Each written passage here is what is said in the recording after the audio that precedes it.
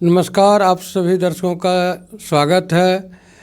आज बिहार के वर्तमान राजनीतिक स्थिति पर सामाजिक स्थिति पर चर्चा करने के लिए हमारे साथ हैं असली देशी पार्टी के राष्ट्रीय अध्यक्ष ललन यादव जी। सर, आपका मेरे चैनल में स्वागत। चलिए, आपके चैनल को ढेर सारा स्वागत है। सर, बिहार में अभी 2 दिन पहले विदेशी फंड को लाने के लिए मीटिंग की गई, हुआ। उसमें पैसे की भी बात की गई कि विदेशी फंड यहाँ लगाया जाएगा, निवेश किया जाएगा। इस पर आपका क्या नज़रिया? देखिए महोदय, आदरणीय नीतीश कुमार उद्योगपतियों की बार बार मीटिंग बिहार में करते हैं। जब जब चुनाव आता है तब तक उद्योगपति को बुला करके या बिहार के विकास की बात करने के लिए कि बिहार में फैक्ट्री लगाएंगे, अब रोज़गार का अवसर मिलेगा, उद्योगपतियों की बैठक करा लेते हैं। एक नया संदेश और नई खबर जाती है। बिहार के लोग जो है ना, इस खबर को सुन करके प्रलोभन में फंस जाते हैं। अब तो चुनाव का माहौल है। इतने वर्षों से जो आदरणीय नीतीश कुमार झूठ बोल करके राज किए हैं, तो बिहार में तो अभी तक एक सुई की फैक्ट्री भी नहीं लगी है। अब बताइए, आपके चैनल के माध्यम से सभी दर्शकों को ये याद करा देना चाहेंगे कि फ़िलहाल 3-4 दिन पहले एक खबर आई थी कि सुपौल के मुखिया वो अपने सभी 14 वार्ड सदस्य सहित रिजाइन कर दिए। काहे रिजाइन कर दिए? वो आरोप लगाए थे कि नाम तो मुखिया है, लेकिन इनका काम है कि सभी प्रकार के सरकारी योजनाओं में 50% से अधिक की राशि का कमीशन ब्लॉक के अधिकारी को दें। अब बताइए कितना बड़ा जुल्म है। बिहार में भ्रष्टाचार की गंगा बह रही है और झूठी राजनीति, झूठ बोलकर लोगों को गुमराह करके कर रही है राज। लेकिन इस बात को अब तक नहीं समझा है समाज, नहीं समझा समाज। यह बिहार जो है ना, अपने आप को अफसोस कर रहा है। एक बात तो याद करा देना चाहेंगे कि 15 साल के शासनों को ख्याल रखते हुए जंगल राज का विरोध करके नीतीश कुमार गद्दी को संभाले थे। लेकिन ये नीतीश कुमार पर कुछ तो आशा जगी थी बिहार के लोगों को, लेकिन ये भी अच्छा सिला दिए। अब मुँह में राम और गरीबों के आंखों में पानी ही पानी कर दिए। आज जो बिहार का हालात है यह निंदनीय है। कारण कि सरकारी स्कूलों में पढ़ाई लिखाई एकदम बिल्कुल नहीं हो रही है। सरकारी स्कूल में पढ़ाई लिखाई करके कोई भी बच्चा चपरासी की नौकरी या होम गार्ड की नौकरी भी कंपटीशन पास नहीं कर सकता है। ऐसी दुर्दशा है बिहार के सरकारी स्कूलों की पढ़ाई लिखाई की। अब याद करा देना चाहेंगे कि देखिए, सरकारी अस्पताल में गरीब रोगियों का इलाज किस प्रकार से भगवान भरोसे होता है। देख रहे हैं ना आप लोग, समाचार वाले हैं, गली गली में शोर है और नर्सिंग होम इलाज करने के लिए बेजोर है। तो जितने धनवान लोग हैं सब तो नर्सिंग होम प्राइवेट डॉक्टर से इलाज करा लेते हैं, लेकिन गरीबों का तो बुरा हाल है। किसानों को सिंचाई का अभाव है। अभी देखिए, खाद की किल्लत चल रही है।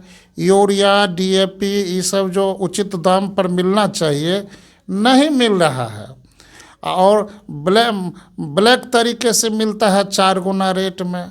तो किसान भी परेशान है। इधर रोजगार के लिए क्या कहना है, दर दर भटक रहा है बेरोजगार। और हम तो याद करा देना चाहेंगे आपके चैनल के माध्यम से कि नीतीश कुमार ज़रा सुन लीजिए। पहले शिक्षित बेरोजगारी भत्ता मिल रही थी 1981 में, महंगाई बढ़ गई है। अब तो योग्यता के अनुसार शिक्षित बेरोजगारी भत्ता मिलनी चाहिए। और एक समय छात्रों को रेलगाड़ी में 50% छूट मिल रही थी।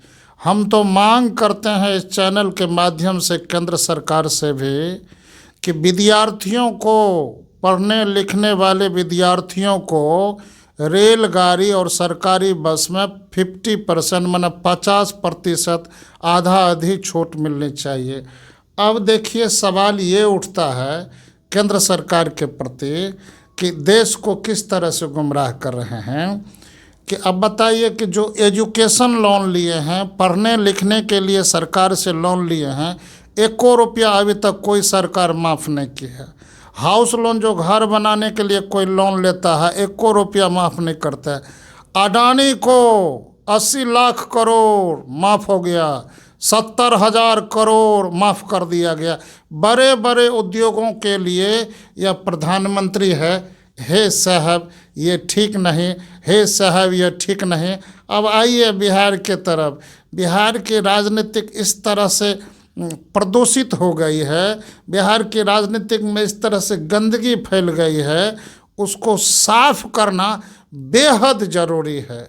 लगा नीतीश कुमार के चुनरी में दाग, अब नीतीश कुमार मिटाए कैसे? अब बताइए कि पूरे बिहार का बच्चा बच्चा यह कह रहे हैं कि गली गली में शोर है, अब पलटू चाचा बेजोर है। अरे कुछ शर्म करो भाई, शर्म करो। अरे इस ज़िंदगी के कुर्सी पर इतनी बड़ी जिम्मेदारी मिले है, कुछ तो अपनी चाल पर रहम करो, कुछ रहम करो। यह जन्म हुआ किस व्यर्थ हो। एक बात जान लीजिए, आपके चैनल के माध्यम से हम यह भी बता देते हैं, यह तो सच है कि गरीबों की मेहनत से हमारा भारत महान है। आजकल जो भीमराव अंबेडकर के मुद्दे पर पूरे देश में यह चर्चा चल रही है, तो जान लीजिए अमित शाह जो बोले हैं यह बहुत बड़ी निंदा वाला सवाल है। कारण कि देखिए हम लोग जय राम कह के जी जाएंगे, सीताराम कह लेंगे, श्री राम कह लेंगे, ये सही है। लेकिन भीमराव अंबेडकर के उनका विरोध नहीं सहेंगे, उनकी निंदा नहीं सुनेंगे, उनके खिलाफ में आने वालों को किसी भी हालत में नहीं बख्शेंगे। तो सुन लीजिए, भीमराव अंबेडकर के द्वारा बनाया गया संविधान विनाशक नहीं बनेगा, ऐसा जतन करेगा। हमेशा उत्थान किया है, उत्थान करेगा इस भारत माता का, लेकिन संविधान कभी पीछे नहीं रहेगा, संविधान कभी पीछे नहीं हटेगा।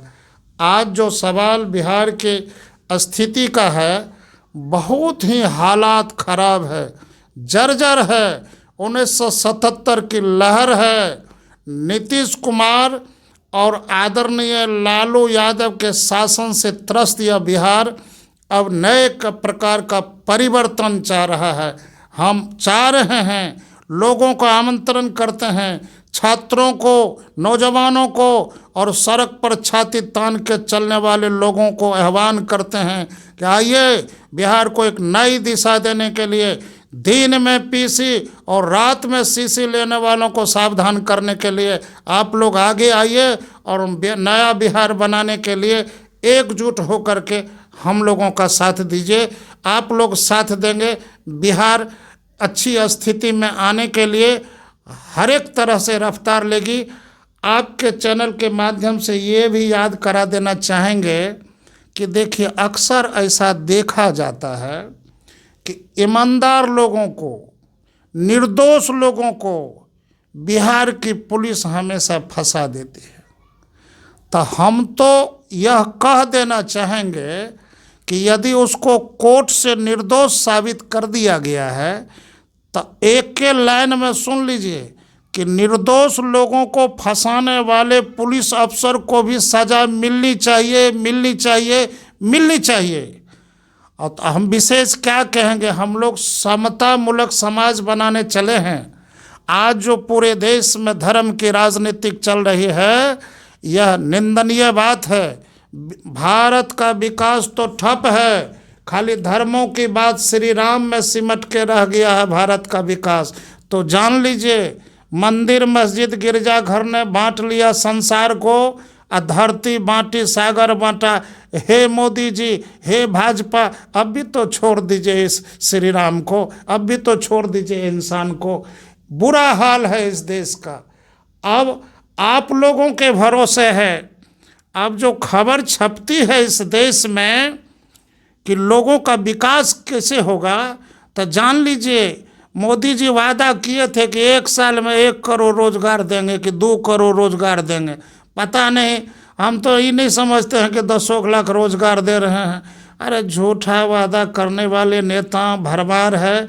अब बिहार में भी कमी नहीं है। बिहार में तो देख लीजिए जितना भी नेता है सब पॉकेट भरने वाला है।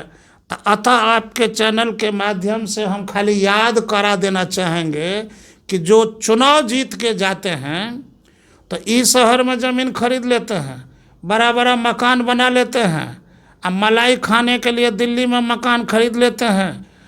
एसी में रहने वाले नेता जब तक गरीब के बीच बैठ कर के उचित फैसला नहीं करेंगे तब तक थोड़े भारत का विकास होगा या बिहार का विकास होगा। तो अतः मलाई खाने वाले नेता और पॉकेट खाने वाला, कमीशन खाने वाला नेता से जब तक इस देश को मुक्ति नहीं मिलेगी तब तक इस देश का विकास थोड़े होगा। अंग्रेजों से मुक्ति मिल गई है, पॉकेट भरने वाले नेताओं से मुक्ति अब मिलनी चाहिए। इसके लिए आप लोगों का साथ बेहद ज़रूरी है।